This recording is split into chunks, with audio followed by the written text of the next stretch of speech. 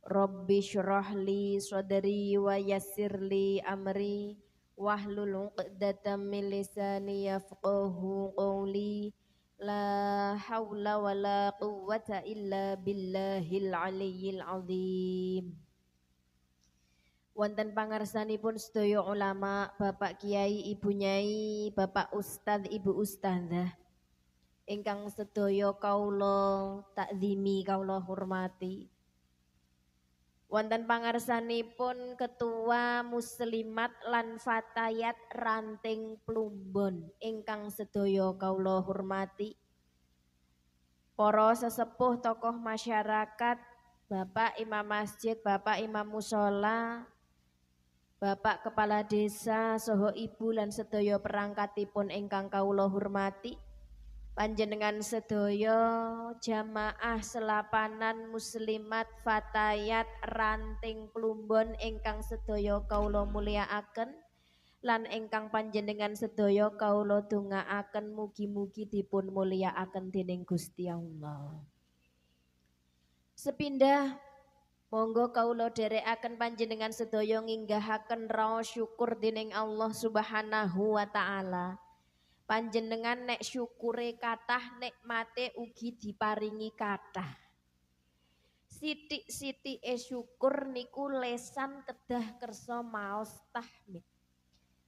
Pramila monggo kawula dherekaken sekedhap dereng kula dherekke kok pun mlayu ki Mbak.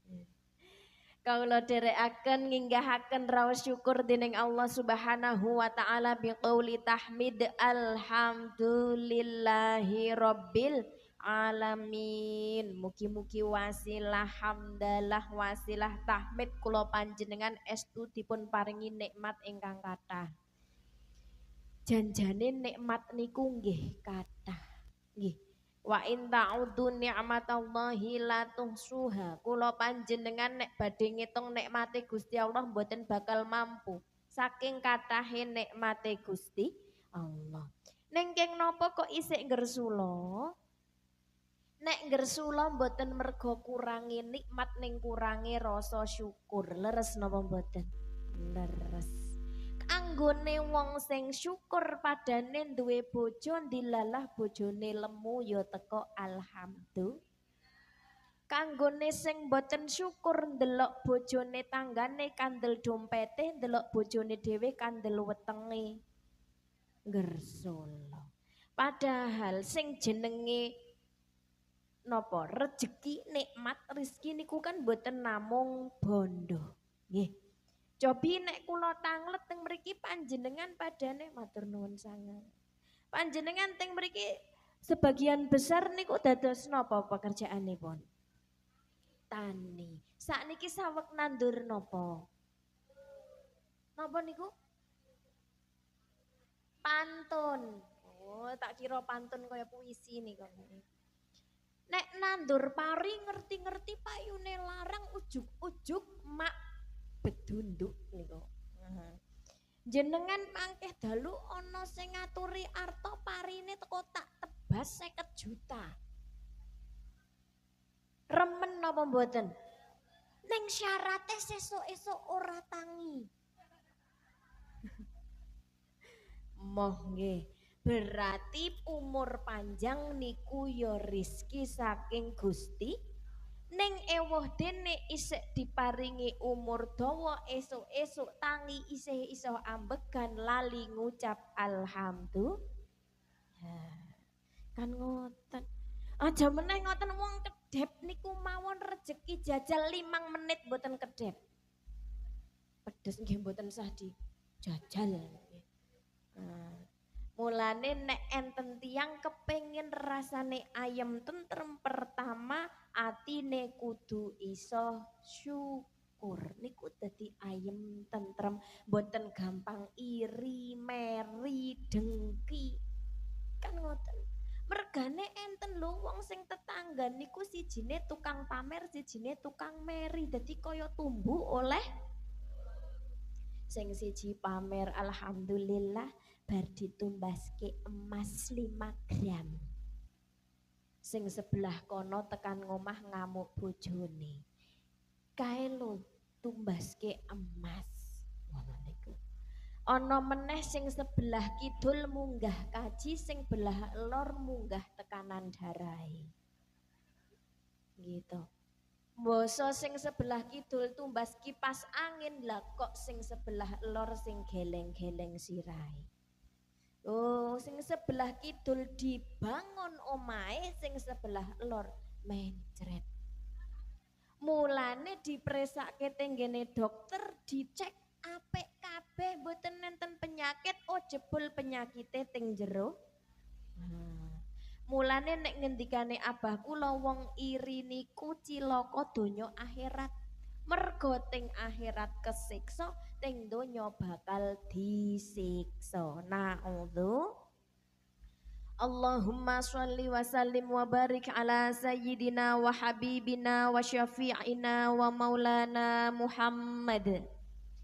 Muga-muga wasilah sholawat kagem Kanjeng Nabi kula panjenengan benjang waget pikantuk syafaate Kanjeng Nabi dugi swargane Gusti Allah.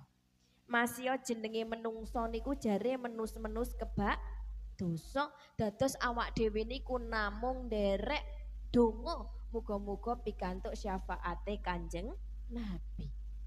Lah sakniki nek kula panjenengan pengen pikantuk syafaate Kanjeng Nabi, pripun carane? Setunggal ngakehake sholawat, nomor kalihe ampun ngantos tebih saking ulama. Kranten napa cobi? Jenengan menawi badhe sowan Kanjeng Nabi teng mriki niki saged napa mboten? Mboten, Kanjeng Nabi pun sedo pun dangu. Jenengan saged maca Quran awet pertama dikenalke huruf hijaiyah alif ba tak jare saka alif-alipan terus bak-bakan nganti tekan yak-yakan. Niku sing ngenalke Kanjeng Nabi napa ulama? Ulama. Jenengan preso sunahe Kanjeng Nabi. Jenengan preso maknane Al-Qur'an pundi sing dadi perintahe Gusti Allah, pundi sing dadi larangane Gusti Allah, niku saking Nabi napa saking ulama? Ulama. Radi maju mawon, Bu. Teng ngajeng mriki niki pinarak mboten napa? Napa teng lebet tasih lebet? Tujokno udan kok sampun sami tindak nggih. Jarene Plumbon niki enten sekitar ngendikane Bu Lurah mau mboten ngantos 500 kakak. Mboten ngantos, tapi sing tindak sementen iki berarti termasuk kathah. Alhamdulillah. Sak ranting ra nganti 500 kakak sing tindak kathah, mugi-mugi barokah. Cara wau niku lek pengaosan udane deres jenengan tasih teng dalem anggur mangkat napa anggur selimutan? Selimutan soale udane udan banyu wegah metu omah. Nek udane duit nek seumpami niki kan sing tindak termasuk kathah. Tapi seumpami tenggene longsongan snack niku diselempiti kalih Bu Lurah amplop 100.000. Sing tindak langkung sekedhik napa langkung kathah? Golek ganjaran napa golek duit? Lah ngene niku. Makane nek tak tangleti milih duit napa ganjaran? Jawabane napa? Ganjaran karo duit nggih. Nek ajeng mlebu swarga padha-padha timbangane padha, sing mlebu swarga dhisik, sing melarat napa sing sugih? Melarat kaceke atusan tahun. Pengen mlebu swarga cepet napa dangu? Cepet. Berarti anggur melarat napa sugih? Sugih ning mlebu swarga cepet. Kan ngoten nggih. Lah pancen Plumbon pinter-pinter kok. Pripun carane? Besok nggih enten. Idza kana yaumul qiyamah, ketika datang hari kiamat, yuk tabi arba'ati nafarin, datang 4 golongan sing bakal mlebu swarga bi ghairi ru'yatil hisab wal adab, tanpa hisab tanpa adab. Salah setunggale inggih menika sinten? Wong sugih sing dermawan. Gelem sedekah. Nggih. Nah, tapi ngelmu sing manfaat niku ngelmu sing diamalke. Ngertos ngelmune ning ora dilakoni nggih percuma. Umpami wonten tiyang kagungan penyakit diabetes. Nggih. Obate niku insulin. Pun enten obate teng ngarep mata ning obate mboten diunjuk ming dielus-elus. Kinten-kinten mantun napa mboten? Mboten. Misal ana wong panunen wis tukokke salep ning ora dioles-oles salepe ming tamatke terus. Kira-kira panune mari napa mboten? Mboten. Mila semanten ugi ngelmu. Ngelmu sing manfaat niku ngelmu sing diamalke. Ngerti nek sugih tur sregep sedekah niku bakal mlebu swarga tanpa hisab tanpa adab. Ngerti ngelmune ning wonge pelit alias alias nek kon sedekah metune niku jenenge duwe ngelmu ning ora diamalke. Kan nggih percuma kan ngoten. Nuwun sewu kula kademen kipase. Mangke nek masuk angin niki. Shallallahu ala Nabi Muhammad. Lah salah satu carane kula panjenengan pikantuk syafaate Kanjeng Nabi kados wau teng awal tak maturke sepindah sholawat nomor kalihe kersa ngaos cedhak karo ulama. Kan ngoten. Suatu saat Kanjeng Nabi nate kepanggih malaikat Jibril. Sa'altu Jibril an ashabil ilm. Kanjeng Nabi matur dening malaikat Jibril tentang pemilik ilmu, wong ngalim, ulama niku napa to? Napa jawabe malaikat Jibril? Hum suruju umatika fid dunya wal akhirah. Ulama niku adalah obore umate Nabi Muhammad donya tekan napa pengertiane? Kula nek ngaos ngoten niki nggih tak terangke saking sekedhik menawi wonten ingkang boten paham badhe tanglet pareng. Wong dene diselani guyon niku bola-bali kula matur bagaikan pantun tuku gethuk karo arem-arem lagake khusyuk mripate niku. Tapi deling-eling intine ngaos. Cobi tak tanglet ngaose dugi napa? Dugi merem nggih. Lah wau pas badhe ngaos niku dongane napa tak nganu tak preso tak mireng. Bismika Allahumma ahya wa bismika. Mulane sare gitu. Rabbi zidni ilman nafi'ah warzuqni fahman. Mugi-mugi pikantuk ngelmu sing barokah manfaat donya akhirat. Kula panjenengan sing jenenge ulama niku kula panjenengan sering diterangke ulama kuwi obore donya akhirat kok saged mergo dados ngeten kula panjenengan urip teng akhirat niku arep kepenak apa ora niku tergantung kula panjenengan uripe teng donya kaya ngapa uripe teng akhirat sing saklawase niku ajeng penak napa mboten tergantung uripe dhewe teng donya niki lelakone kaya ngapa. Mulane sinaosa dunia ini katanya hanya sementara tapi yo penting ngelmune. Nek kula panjenengan diajari ngelmu donya, padane ngelmu dagang, ngelmu bertani. Niku iso menghasilkan uang dadi obore donya oleh sangu donya. Ning durung tentu iso ngobori tekan akhirat. Mergane ngerti carane ngelmune dagang, ngerti carane ngelmune bertani, tapi ora paham piye carane ngibadah, piye carane dodolan sing bener, piye carane mbayar zakat. Njuk dadine donyane niku sangune donya oleh ning atine peteng, mergane mboten cedhak karo ulama, mboten diparingi ngelmu ngibadah. Nek kula panjenengan cedhak karo ulama diparingi ngelmune tata cara urip ning donya kuwi kepiye bisane slamet tekan akhirat. Mulane dianggep obor ya donya tekan akhirat. Ning donya uripe bener nganti tekan akhirat tekan swargane Gusti. Niku mulane di ngendikake obore donya tekan akhirat. Jibril ngantos ngendika ngeten tuba bejo banget. Sinten sing bejo liman arafahum kanggone menungso sing gelem cedhak karo ulama. Wal wail lan cilaka. Niku ngendikane malaikat Jibril dateng Nabi Muhammad. Sinten sing cilaka liman angkarohum wa aqwadhum kanggone wong sing ngingkari ngadoh lan apa meneh sebel benci karo ulama niku dianggep wong sing cilaka. Mergane napa kok dianggep bejo?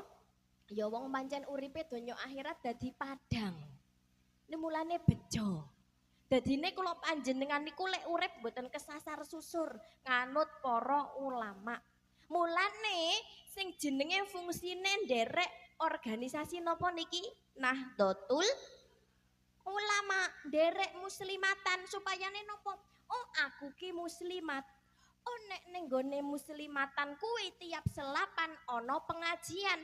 Aku muslimat tak melu mangkat ngaji. Sae napa mboten? Nah, supayane dadi organisasi niku wadah. Awak dhewe niku diwadahi men mboten mawut-mawut. Tenggen kendaraan dadi siji enten sing nyopir enten keneke enten kondekture sinten sing nyopir sinten keneke ya kuwi para ulama sehingga perjalanane niku slamet tekan pundi tekan akhire niku husnul khotimah. Dugi mriki mudeng napa mubeng?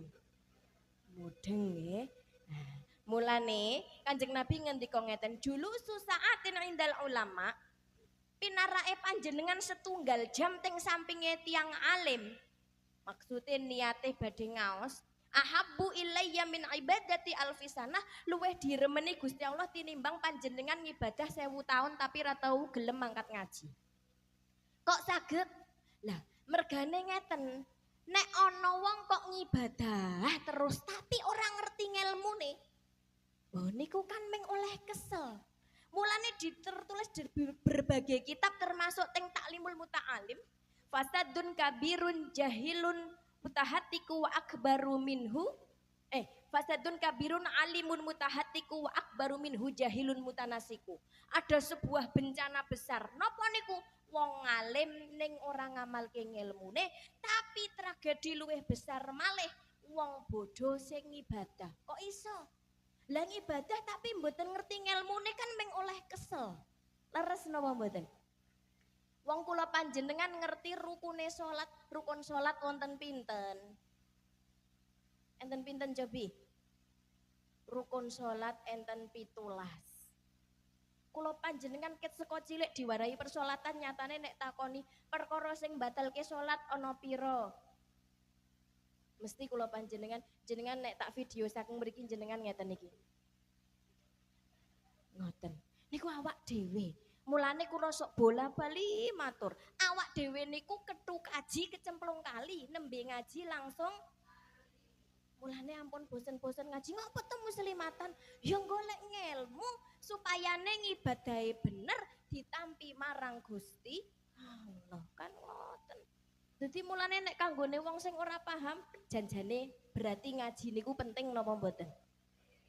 Derek muslimatan ngeten iki njuk enten pengaosan, enten yasinan. Keng napa kok yasinan?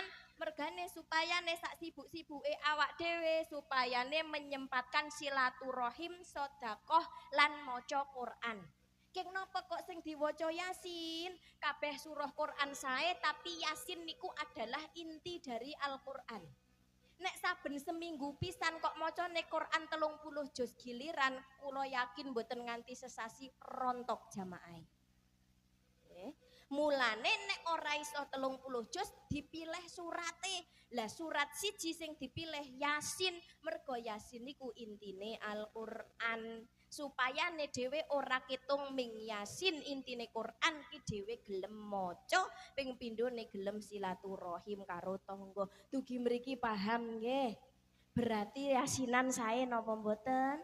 Sae. Nah, kan ngoten niku. Pentinge kula panjenengan do thalabul ilmi ngoten niku. Ngerti rukune salat 17. Oh, saka ulama. Dadine mulane nek kula panjenengan kok ngibadahi kleru, tapi ngajine pun istiqomah, klerune teng ibadah niku di ngapura marang Gusti Allah, ngibadahe ditampa. Alhamdulillah. Tapi klerune ngibadah kok mergo mboten tau gelem mangkat ngaji. Lah niku cilaka. Salahe ana pengajian ora gelem mangkat. Kan ngoten. Penting hadiahe napa? Swarga. Lah swarga niku cara sak jagat ngalam donya niku didol kabeh, ming ajeng dijolke napa gampange? Bondo ning swarga. Ora ketong ming mejane utawa rake sepatu ya ora oleh. Wong napa? Mergane swarga niku kenikmatan sing mboten saged dinilai oleh setinggi apapun nikmat donya. Duit pirang-pirang miliar ora iso nggo nuku swarga. Nek kula panjenengan kok kalih Gusti Allah dibukake mak biar kaya ngopo swarga. Wah, duit niku mboten enten regane. Ning keng napa kok sing jenenge ngibadah pengajian muslimatan ganjarane swarga wong pengajian. Tapi kok mboten do kepengin. Mergane ganjaran boten ketok. Nek diumumke ibu ketua muslimat, ibu ketua fatayat, diumumke sapa sing gelem melu mangkat kegiatan muslimat fatayat, mbuh iku yasinan, santunan anak yatim, mbuh iku pengajian, sapa sing gelem mangkat oleh sembako. Niku cara-cara kok pengajian bar subuh yo tetep rawuh. Nggih napa nggih? Lha nggih niku menungso kok. Nek kaya kewan niku malah luwih gampang. Burung merpati niku dikurung seminggu kei pangan, sesuk nek kok melayu mabur balik meneh. Awak dhewe pun dicancang sesasi nalikane Ramadan. Begitu Syawal bedal meneh. Nggih napa nggih? Mboten sah ngenteni Syawal Ramadan niku nek tanggal setengah munggah kira-kira sing teraweh tambah kathah napa tambah sithik. Jebul sing ompong niku mboten ming untu jamaah saya ompong. Nggih. Tapi nek umpamane menit traweh niku saben sak rakaat niku 50.000. Mbok mboten sah Ramadan mohon usul Pak Imam walaupun Syawal tulung enten traweh. Soale dadi duit. Mulane wong sing sadar nikmate swarga niku wong sing iman, lan wong sing selalu iman niku wong sing gelem istiqomah ngaji. Mergo napa pengajian ngeten iki jadi salah satu carane awak dhewe ngandelke iman ting sakjroning ati. Mulane kan singirane Gustur ngeten. Ayo sedulur jo nglalek wajib ngaji sak pranatane nggo ngandelake baguse sangu mulya matine baguse mulya matine ya Rasulullah salamun alaik ya rafi'a syani wa daraji atfat ya jiratal alami ya uhailal judi wal karami ya uhailal judi wal karami. Sallu ala Nabi Muhammad. Kula kaget wong mboten semerep enten terbangi kok moro-moro muni ngoten niku. Ternyata enten sing nerbangi teng lebet masyaallah. Wau enten sing mares bareng niku nggih. Keng napa to kok mang dadak mares? Karena dengan mares itu bisa menambah rohnya gelem mangkat ngaji, gelem latihan. Sesuk mangkat wong wis latihan. Niku njuk berarti sae napa awon. Nah, ngoten niku. Tiang niku ndelok sesuatu niku tergantung atine kali pikirane. Jadi lesan niku menggambarkan pikiran. Nek pikirane apik mesti ngucape. Lah pikiran niku menggambarkan ati. Nek atine apik mesti pikirane Berarti nek atine apik ngucape, nek atine bosok ngucape. Contoh, enten tiang sregep salat, tapi tasih dereng istiqomah lek nutup aurat. Niku mesti ana werna loro sing komentar. Siji, halah sok-sokan salat ge aurate wae ra ditutup. Nah niku setunggal. Nomor kalih, oh alah alhamdulillah sinaosa urung istiqomah nutup aurat ning wis sregep salat. Berarti komentar sing pertama melihat dari sisi negatif. Komentar yang kedua melihat dari sisi positif. Lah, mulane lesan niku tergantung ati. Mulane jenengan nek kepengen kok atine apik ya dijogo. Oh nek marep ngomong Allah, walah yo nek ngomong Allah berarti atine aku gek Allah. Terus ngucap astagfirullah. Babagan lesan barang ngeten iki awak dhewe sinaosa pun kerep di paringi pirsa dateng para kiai, para bunyai sapa ngendika kon jaga lesan ning kudu bolan baleni wong pancen menungso panggonane lali. Apa meneh wong wedok kaya awak dhewe niki. Teng dalem sing cerewet bapake napa ibuke? Mesti ibuke. Lho niku normale ngoten. Sayange bapak-bapak sekedhik sing tindak. Bapak-bapak sing mireng Pak nek jenengan kok rumaos garwane jenengan cerewet.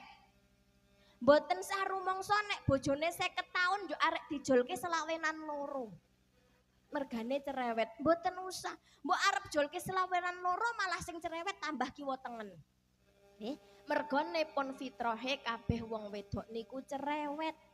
Mulane kan Gusti Allah Maha Presa wong sing nyiptake dhewe ya Gusti Allah. Mulane kula sok matur bebojoan niku nek ngucap pegat nek wong lanang sah ngucap sepisan. Nek wong wedok mbok ajeng gawe zikir pegat. Sedina mban lebar salat ping 1000 pegat. Dadi napa mboten? Mboten. Nek wong wedok kok ngucap pegat dadi sak menten niki lho plumbon. Rondo kabeh niki. Nggih. Nah, Gusti Allah niku Maha Adil, Maha Presa. Wong wedok niku pancen cerewet. Mulane kula sok bola-bali matur jaga lesan. Nek pedang niku saged nglarani wong niku nek nempel ngenani. Tangan sikil saged nglarani wong niku nek nempel. Nek lesan saka kadoan iso nglarani jerone ati ora bakal meleset. Nggih napa nggih? Cobi. Ngenyang niku lho. Biasane tukang ngenyang lanang napa wedok ta? Wedok nggih. Ning ngenyang iki sepiro to arem-areme? 2000 alah mbok 1500 arem-arem sak biting-biting wae kok. Sak biting ki yo le gawe priye ngoten to. Genti pelem, iki peleme piro? 10.000, mbok 9.000. Nah, ning wujude ki medune ming 1000. Ning mang dadak meni wong pelem sak kutil-kutil wae kok. Apa ana sing kutile ki sak pelem lak ngoten to.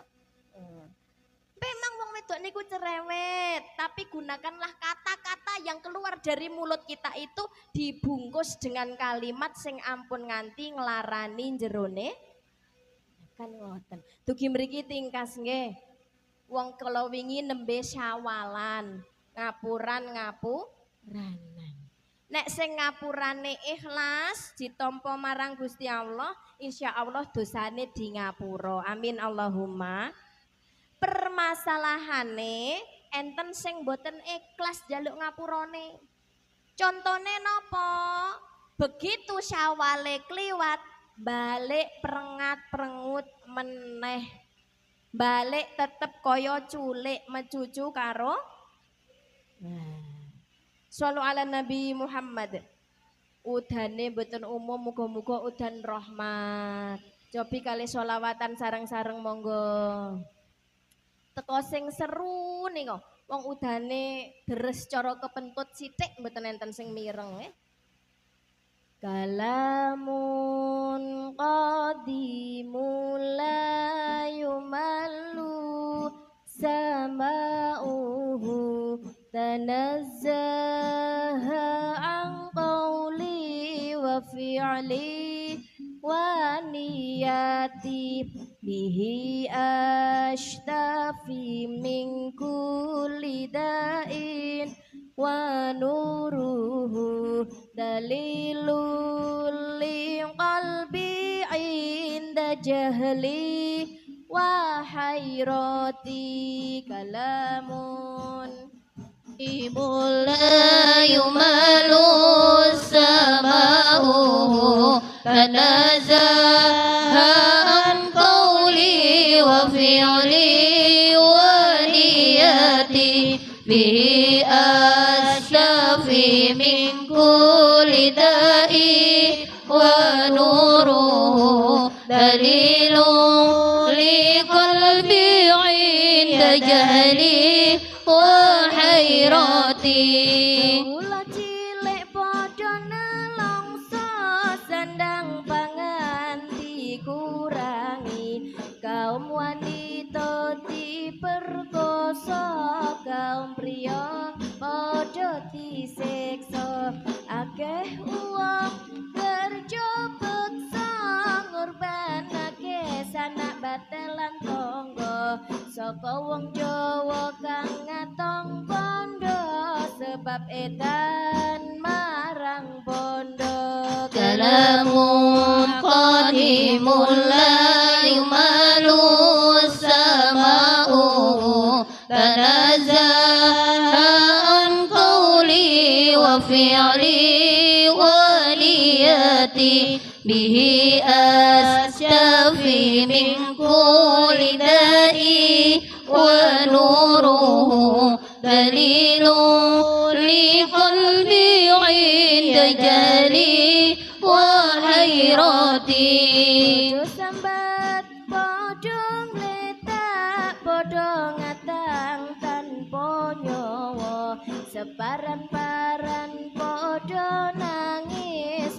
nangis randuwe bondo tegal sawah tinandur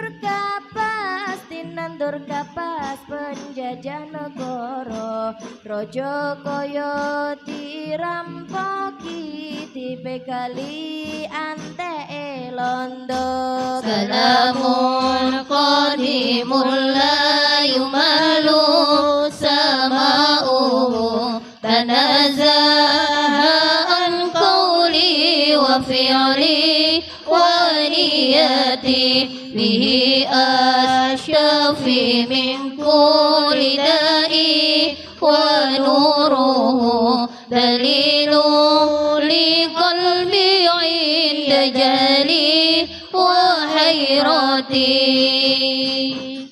Shallu ala Nabi Muhammad. Allahumma sholli alaihi. Nuwun sewu ibu-ibu ingkang wonten Jawi, namung ngemutaken kula nate pengaosan enten ibu-ibu doting jlerit. Mandang tak tangleti napa? Sendale keli. Dan kita, nah ibu-ibu kan sendale enten sing keli setunggal mon sing jerit 10. Lah niku keli bareng-bareng niku. Masyaallah. Shallu ala Nabi Muhammad. Wau kula nerangaken babagan bejane awak dhewe nek kenal karo ulama. Krana pancen napa nek kula panjenengan ajeng sowan Kanjeng Nabi sakniki Kanjeng Nabi pun sedo dawuh sowan dhateng ahli warise. Ahli warise Kanjeng Nabi inggih menika ulama. Tapi intine napa kula panjenengan kabeh niku pengene ngaji ben duwene ngelmu tapi ngelmune diamalake. Percuma ngerti ngelmune silaturahim tapi karo tanggane nek diajak pirukunan angel. Nggih, enten sing jarene kaya pitik notol bucu, nek ketemu mripate mendelik lambene mecucu. Nggih, ditakoni lek nyauri angel, diajak pirukunan angel, nek jalan-jalan gayane elit, kacamatanan gedhi ngungkuli spion trek, sendale jinjit dhuwur, tapi nek mangsane ana pengajian kon urunan angel. Omahe apik kuat. Tuku kendaraan anake 5, kendaraane 5 kuat. Kon urunan pengajian ora kuat. Masya Allah. Njuk nek ngoten niku sae napa awon? Nek teng mriki mboten enten nggih. Nah, mugi-mugi mulane do diparingi istiqomah ngajine. Ben kandel imane, sregep sedekah. As-sedaqah tu tarudul balak, sedekah niku nolak balak. Mulane nek wong Jawa sithik-sithik genduren slametan, ana wong lamaran slametan, ana nikahan yo slametan, engko pas hamil 4 sasi yo 7 sasi lairan ana ning rumah sakit kok dadi sehat ya, ning rumah sakit kok sedo ya, slametan tetep. Mulane ora cocok dadi wong NU nek wong bedidil niku. Durung meneh engko 3 dina ya, 7 dina, 40, 100, 1000 mendak. Ayo mulane nek bedidil ora cocok dadi muslimat fatahiyat. Tapi intine slametan niku dawuhe sinten? Dawuhe Kanjeng Nabi. Niate napa? Sedekah. Sedekah niku tolak balak. Mulane diarani slametan, mergane marai slamet. Dugi mriki tingkas. Berarti slametan gendurenan sae nopo awon? Sae. Wong men slamet. Mulane kula sok nggambarke ben gampang dipahami. Dadi menungso aja kaya wit kacang. Wit napa? Maksude napa? Nek kacang nika niku rejekine diketokke napa dipendem? Pendem kacang niku. Kacang brol. Kacang brol. Nek tenggen mriki napa wonten kacang napa mawon? Kacang panjang niku nek tenggen kula jenenge gleor. Oke. Kacang brol niku disimpen teng jero lemah. Mulane nasibe napa sangger kok rejekine wis klumpuk, kacange wis tuwa, wis gedhi-gedhi, ya nasibe menggari dibedoli. Kacange didol, godhonge pakake wedhus. Oh, ora slamet niku pakake wedhus. Tapi dadi ya kaya wit duren.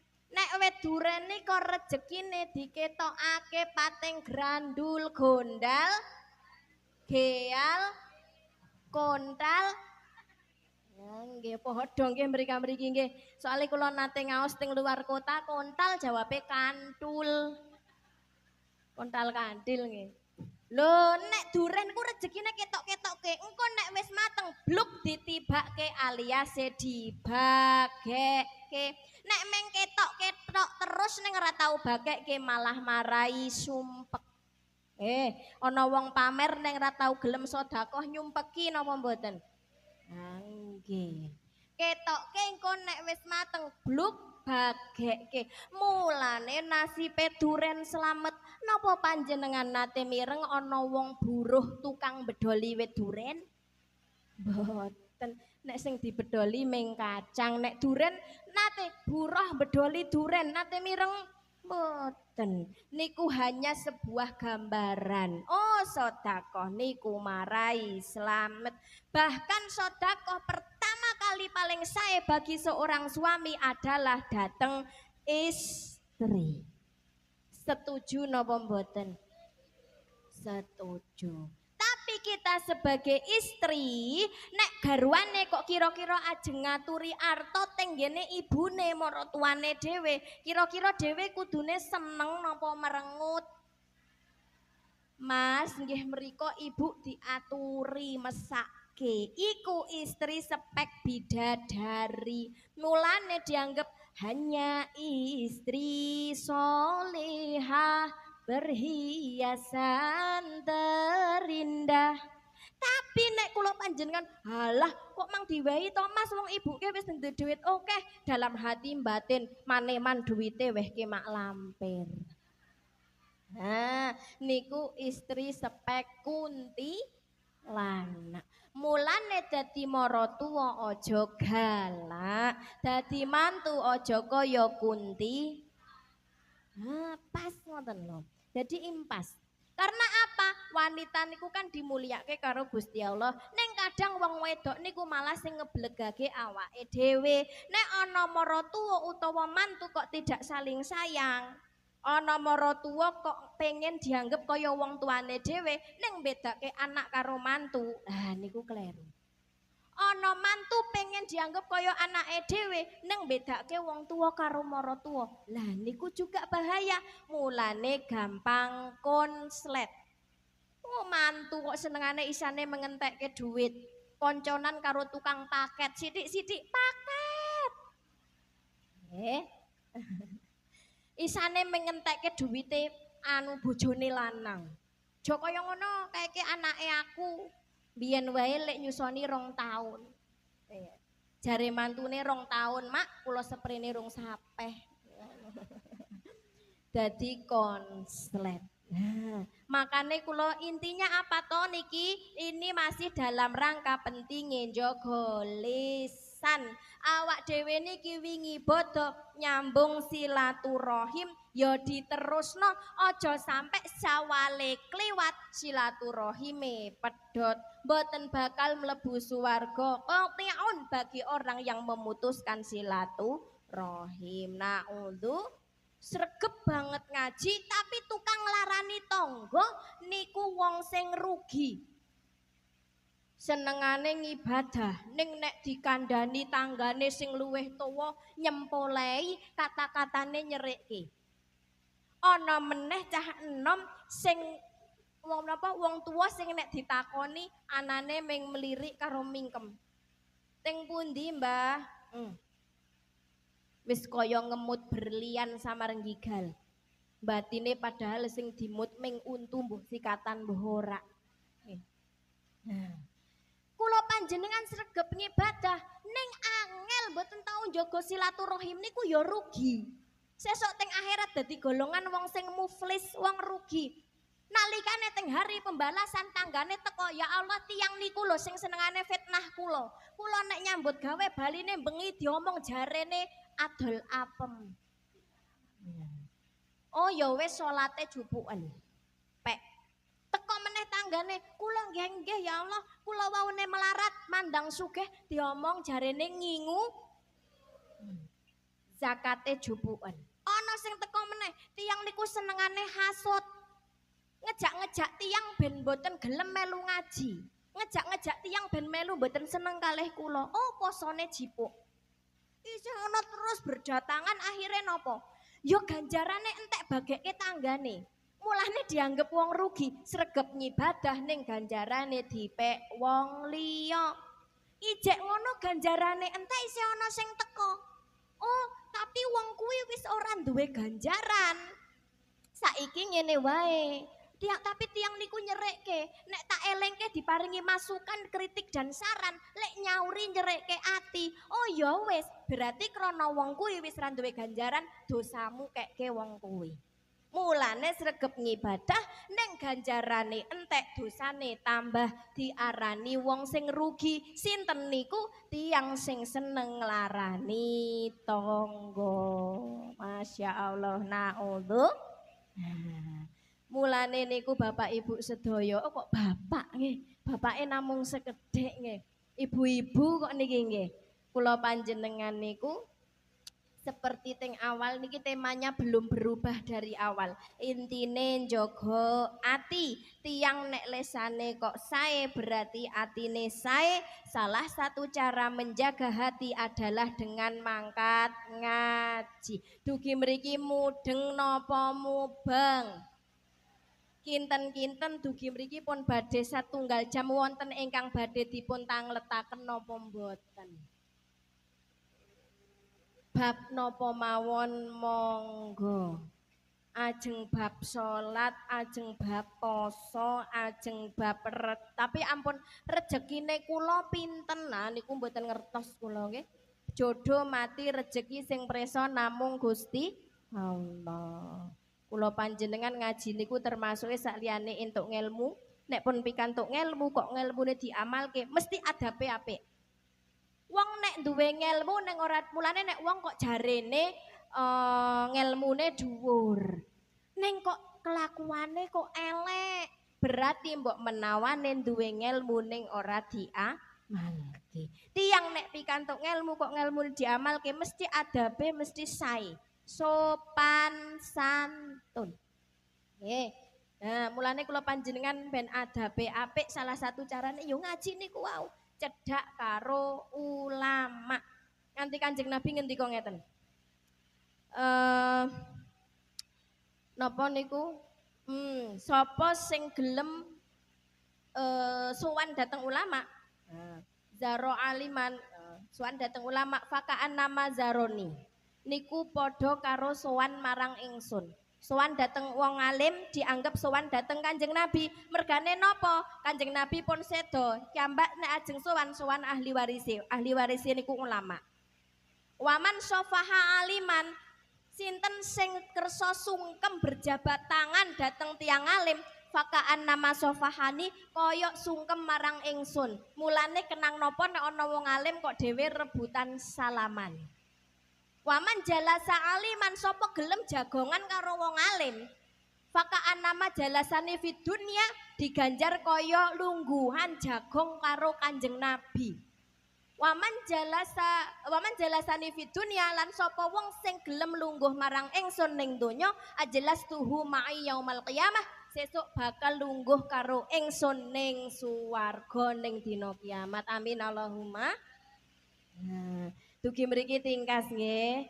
Nek mboten enten sing tanglet kula sing tak tanglet karena niki perkara penting. Wingi nembe Ramadan mbok menawane biasane nek putri niku sok enten sing kagungan utang poso leres. Enten se posone dereng disarutang. Nek umpamane enten tiang duwe utang poso. Tapi le utang poso niku pancen mokel. Nggih. Lah mokel kan mokah niku lho. Bentuke kan pirang-pirang. Mam, mimi. Lah niku mokele bentuke hubungan suami istri. Batalke poso napa mboten? Batalke. Kira-kira carane mengkodo poso pripun? Sing kersa jawab teng mriki kula aturi hadiah. Ya, pripun kinten-kinten jawabane? Monggo, monggo.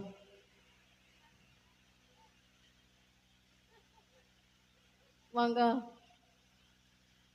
Monggo wonten ingkang badhe jawab teng ajeng mriki tapi nek tebeh kula mboten mireng soalé suarane udan niki seru banget. Nggih mriki niki sedereke mriki. Monggo. Ndak mriki. Insyaallah niki sederek kula. Mriki benarak. Nah, kinten-kinten nek umpami posone mergo hubungan suami istri. Wong pancen bojone dhewe niku nek awan niku halal napa haram? Haram. Kudu ngenteni kentong maghrib langsung mboten isak nggih. Oh, kentong maghrib. Njuk kinten-kinten nek sampun ngaten niku caranipun qadha pripun Budhe? Nabi kondo nggih. Grogi niki Budhe. Monggo monggo.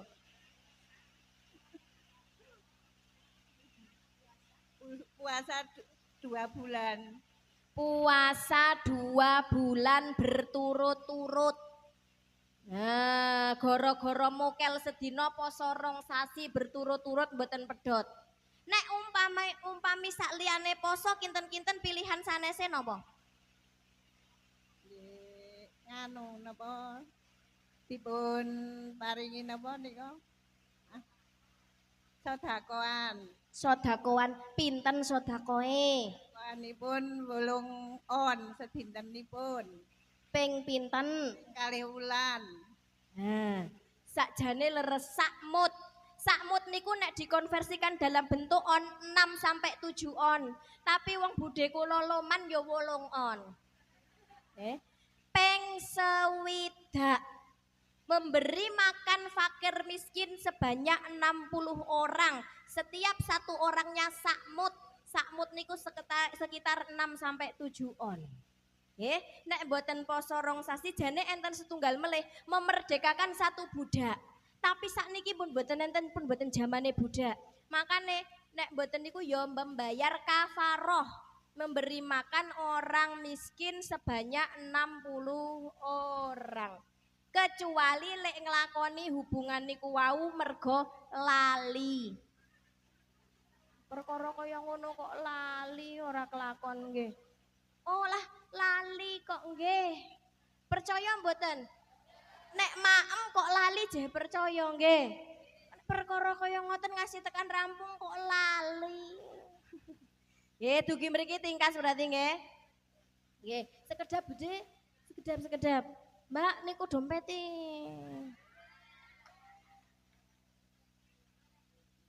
Sekedap. Bude remene warna napa? Ijo nek ijo. Ijo berarti duit 30.000.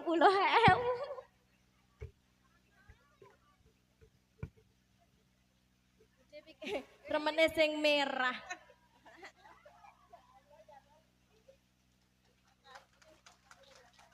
Amin amin. Kita sederek, Masya Allah. Alhamdulillah. Tepuk tangan semuanya, Masya Allah. Para bapak ibu sedaya, bapak ibu pun biasanya pengawasan enten bapak. Niki bapake teng pundi? Oh alah, selempet keteng mriko. Pancen bapak-bapak niku ngalahan, nggih napa mboten? Nggih, wingi pas nalikane bodho gamise kalih sarunge kathah pundi tumbase. Lah nggih pancen bapak ngalahan kok. Gajal nek pengajian ngeten iki seragaman gitu.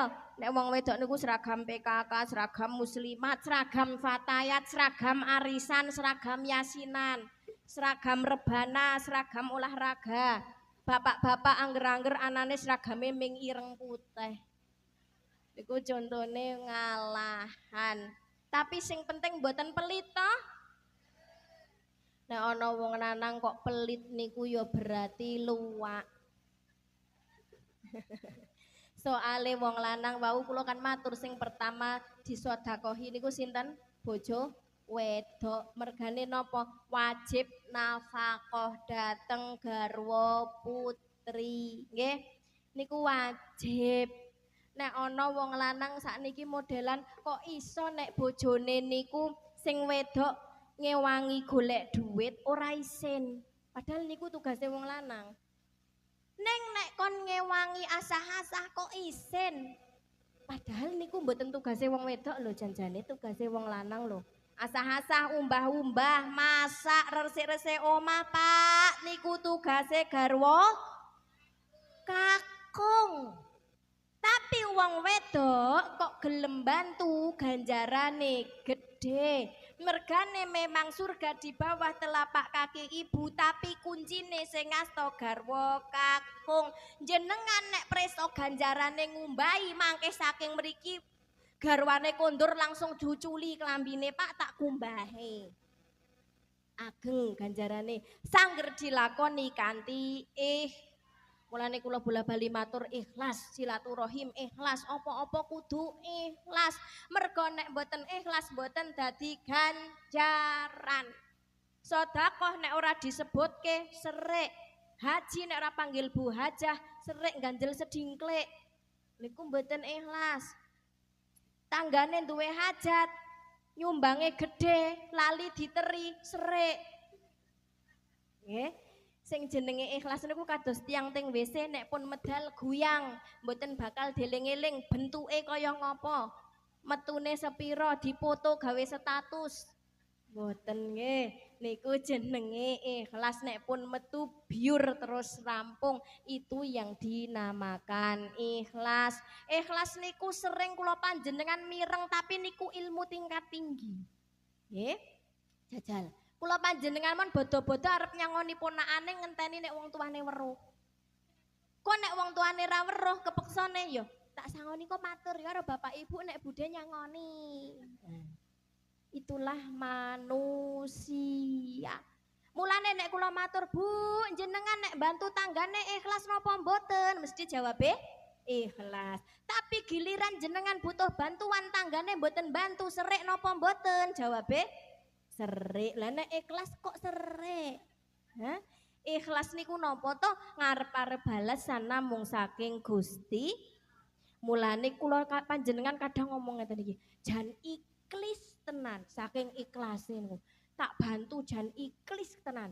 Mandang kene butuh bantuan kono ra gelem ngerti. Kok ngono kuwi apa jan ora aturan to nek kaya ngono kuwi. Sesuk ra semangsuk karo kae. Ah, wis serik tambah hasud sisan. Lah nggih napa nggih? Itulah kita manusia. Mulane kadang pentingnya ngaji ngoten niku, nggo nyadarke ati. Wong terkadang awak dhewe ngerti ngelmune ning lali lek nglakoni. Wong dhewe mawon dalam suami istri niki lho teng omah, ngerti nek wong wedok wajib bekti marang bojo lanang, ngerti.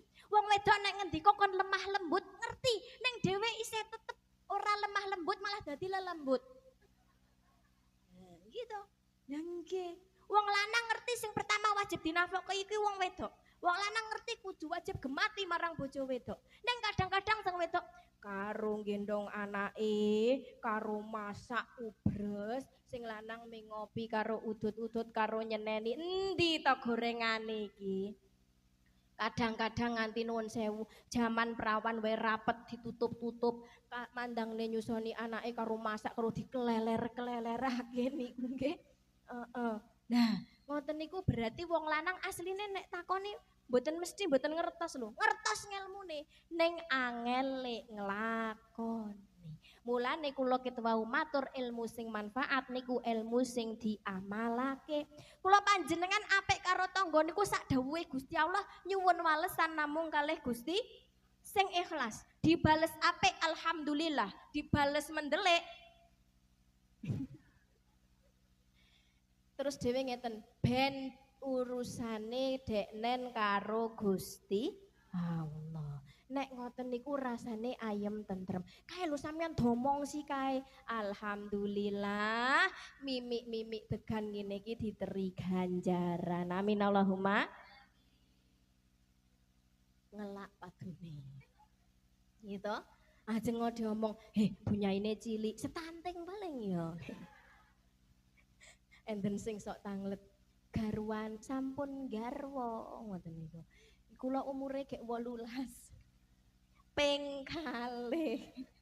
Dadose nate kula kalih ibu mara sepuh kula jak pengawasan ngoten niku.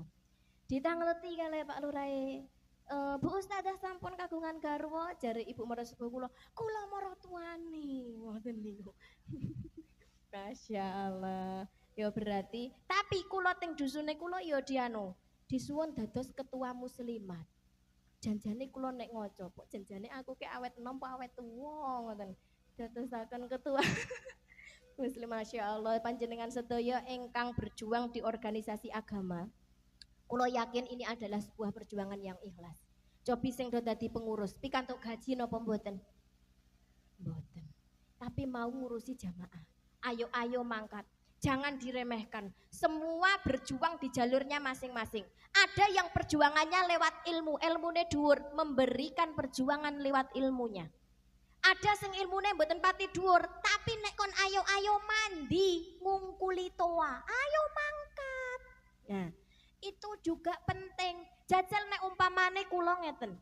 Mangkat pengajian diundang pengawasan. Tapi mboten enten jenengan, ndra kula ngomong dhewe kaya wong ngeten. Semuanya berjuang lewat jalurnya masing-masing.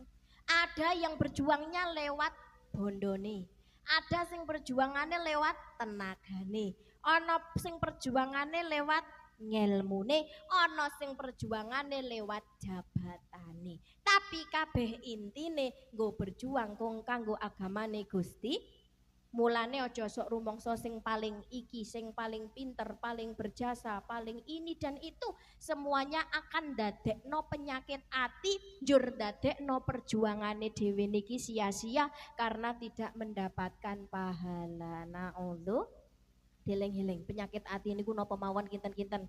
Penyakit ati niki nggih sanes liver lho nggih. Penyakit ati sing hubungane kalih keimanan niku napa?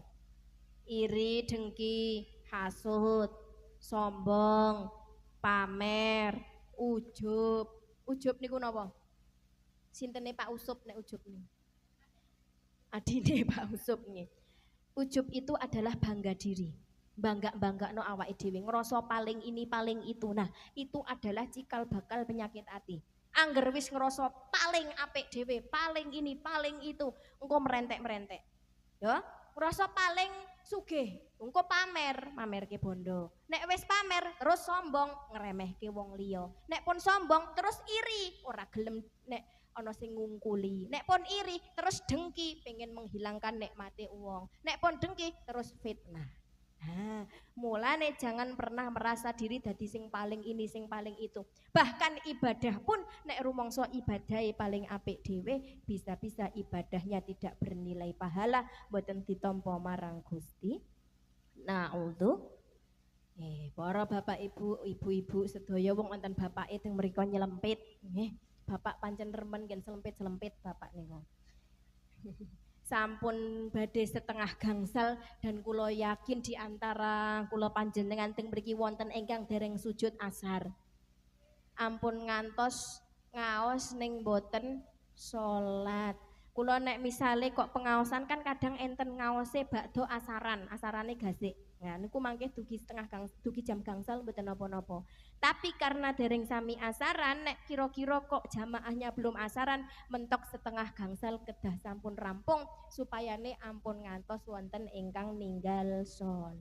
Jatose tesih kathah ingkang badhe kula terangaken bahkan ngamal-ngamal dan pelajaran-pelajaran yang bisa kita petik dalam menyambut sasi besar Dzulhijjah dereng kula terangaken, tapi mugi-mugi suatu saat bisa pinanggihan malih silaturahim dalam kondisi sehat lahir batin, panjang umur sing barokah manfaat dunya akhirat. Oh dipun suwun kalih panitia doa, wau sampun doa to? Nggih doa tahlil, tapi wau sampun donga kula mboten rumangsa dongane kula paling mandi. Nggih, tapi kula nggih husnudzon berkat semangate lan ikhlase amin-amine panjenengan mugi ingkang dados hajat kula panjenengan dipun kabul dening Gusti Allah. Al-Fatihah. Bismillahirrahmanirrahim. Alhamdulillahi rabbil alamin arrahmanir rahim maliki yaumiddin. Iyyaka na'budu wa iyyaka nasta'in ihdinas siratal mustaqim siratal ladzina an'amta 'alaihim ghairil maghdubi 'alaihim waladdallin. Rabbighfirli wa liwalidayya walil mu'minina amin. Amin ya Allah. A'udzu billahi minasyaitonir rajim. Bismillahirrahmanirrahim. Alhamdulillahirabbil alamin hamdan yuafi ni'amahu wa yukafi'u mazidah. Ya Rabbana lakal hamdu kama yanbaghi li jalali wajhikal karimi wa 'azimi sultanik. Allahumma dawil umurana wa sahih ajsadana wa nawwir qulubana wa tsabbit imanana wa ahsin a'malana wa wasi' arzaqana wa zidna ilman nafi'a wa ilal khairi qaribna ani syari ba'idna waqdi hawaijana fid din wad dunya wal akhirah innaka ala kulli syai'in qadir. Allahumma inna nas'aluka al-'afwa wal 'afiyata fid din wad dunya wal akhirah. Allahumma yassir wa la tu'assir rabbi tamim bil khair bi rahmatika ya arhamar rahimin. Allahumma shalli ala sayyidina Muhammad wa ashiqilid dhalimin bid dhalimin wa akhrijna min banihim salimin wa ala alihi washabihi ajma'in. Rabbana dhalamna anfusana wa illam taghfir lana wa tarhamna lanakunanna minal khasirin. Rabbana la tuzigh qulubana ba'da idh hadaytana wa hab lana min ladunka rahmatan innaka antal wahhab. Rabbana innaka jami'un nasi li yaumi la raiba fihi innallaha la yukhliful mi'ad. Rabbana hab lana min azwajina wa dhurriyyatina qurrata a'yunin waj'alna lil muttaqina imama. Allahumma khtim lana bi husnil khatimah wa la takhtim alaina bisu'il khatimah. Rabbana atina fid dunya hasanah wa fil akhirati hasanah wa qina adzabannar walhamdulillahi rabbil alamin amin amin ya rabbal alamin. Matur nuwun sanget sedaya ibu-ibu. Sedangunipun kawula sowan wonten ngarsane panjenengan tentu kathah klentunipun estu nyuwun agunging pangapunten.